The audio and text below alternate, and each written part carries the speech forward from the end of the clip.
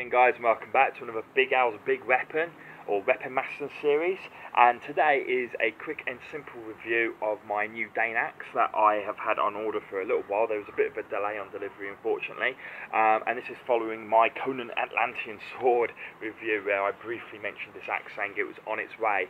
Now this axe is another beautiful weapon. Part of the reasons I get the weapons is, one, I like the look of it, and also is the authenticity and the functionality of the weapon. This again is another weapon that is inferior. If I was to, go go back, get sent back into a medieval battlefield, or that this would be a usable weapon when sharpened, and it would fare quite well against the weapons of yesteryear, so to speak. Now, I'm going to give the quick details of what this weapon is made out of, the length and the weight, before just going on about my sort of what I feel is good about this weapon or bad about this weapon. Give my own personal review, but I'll give you the details to start with, so the nerds out there can number crunch and so to speak. Now, the axe itself is a very tall axe. I mean, I'm 6'3", and it comes just underneath my chest. It is just over 48 inches long. It's actually best part 49 inches long. It's 48.8 inches long, so it's over 4 foot tall. It's a very, very, very big axe. It's done by John Barnett, who's the smith, the Scottish swordsmith, who doesn't necessarily, I must admit, have the best reputations amongst the people who purchase his weapons, typically amongst the swords, as being the best smith overall. He does tend to produce weapons that are heavy and poorly balanced. However, with an axe, that's not as much of a consideration. As I say, it's more his swords that have a poor reputation for that kind of thing. But what he does have a reputation for is producing durable weapons that don't break very easily, because the steel of this blade is made the same that he typically makes his swords, which is EM45 spring steel, high tempered, which is a pretty good steel to make the axe head out of. It means it's not going to break or bend too easily.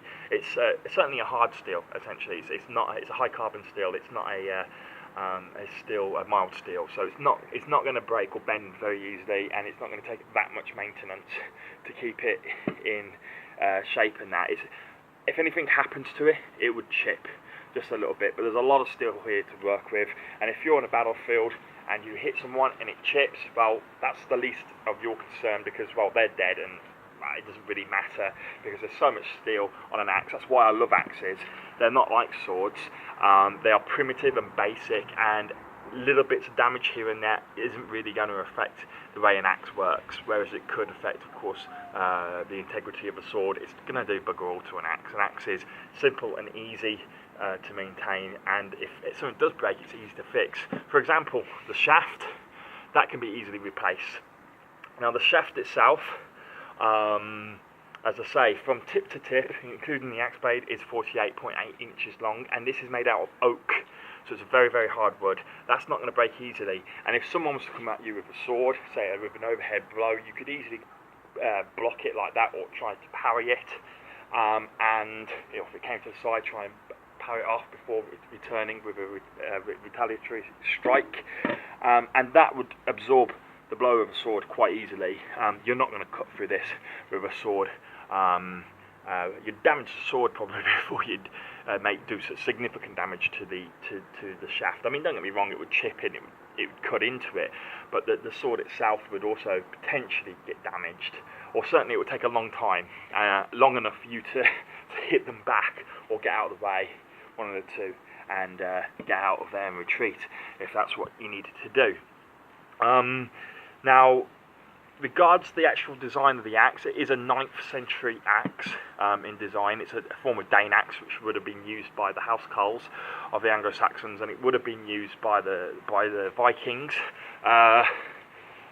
Typically the ones who would hang behind a shield wall, and when the shield wall created a gap, they'd run through and just go bang, or it was used by the berserkers of the Vikings to hold small territories off against a large number of troops, because the best thing about this axe is it rewards aggression.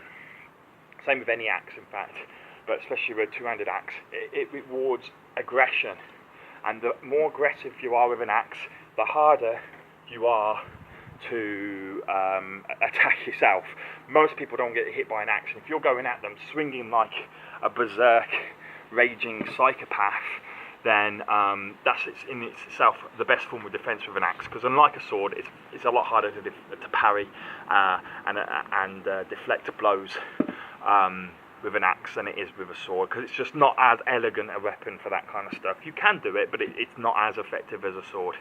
And so really your defense relies on, one, your armor, hopefully some really good chainmail or full plate, if depending on what area, but obviously at this point it would have been chainmail, and obviously the blade itself, the fact that you're trying to hit them means that they have to get out of the way so they can't hit you. Now, as I say, it's based on the 9th century design, used by the Anglo-Saxons and the Vikings, and to great effect. This would be very good at cutting into enemy armour, and it would be good at killing horses. Not that there was much cavalry back then. Now the weight of the blade, well, the weight of the axe overall is about 7 pounds, so it's quite a heavy weapon, but not so heavy where it would hinder someone like myself, a big guy like myself. I don't really feel this because it's split over 2 hands. I can quite easily manoeuvre it. I can use the shaft, I can use the axe head, I can even do like pulling, I can go for your legs like that, pull you away when you're on the ground, finish you off like that. It's a weapon that can be easily manipulated despite its weight, unlike my Conan sword, which I'll get into another day on how to use. This is a very usable and nimble weapon despite its pretty big weight of 7 pounds, which is 3.2 kilograms.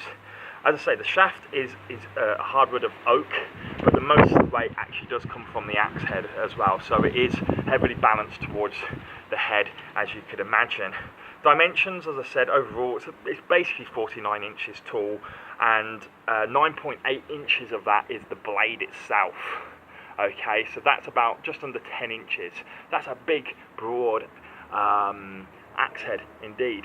And regard to just the aesthetics, that is a beautiful blade. It's got lovely etchings on it. I'm afraid to say that the lighting isn't too good today. We're having a storm coming, it seems, in England. But you can see it's got a bit like similar to, design to my tattoos.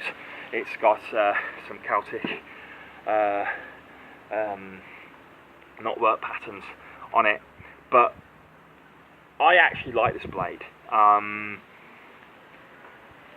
will do how to fight with it video at one point. I believe there was a lot that I could talk about, and I've also sort of hinted at about going for the legs and using the shaft as part of the weapon as well, but I'll get into that in more detail than what I've said already in this video.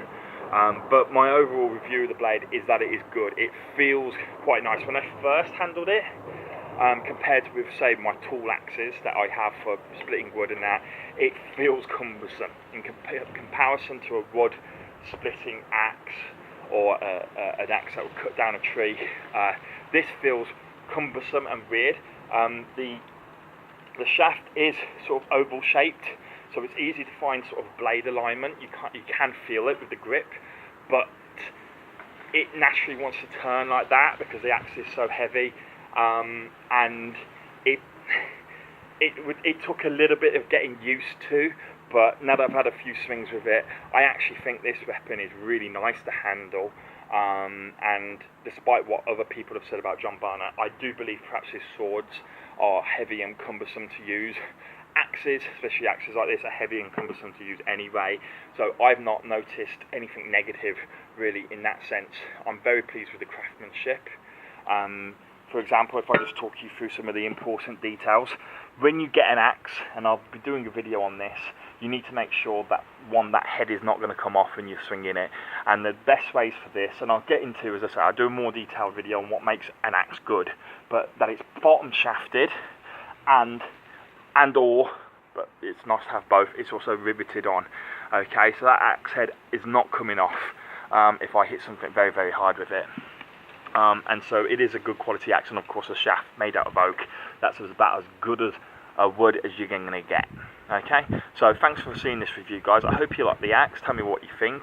I will be getting, at one point, I'm thinking, well, I'll be getting some one-handed axes as well, Viking style axes, but I'm thinking Franciscas. I want to get a pair of Franciscas, but we'll see. That I'll have to save up for them. But that's what I'm hoping to do next.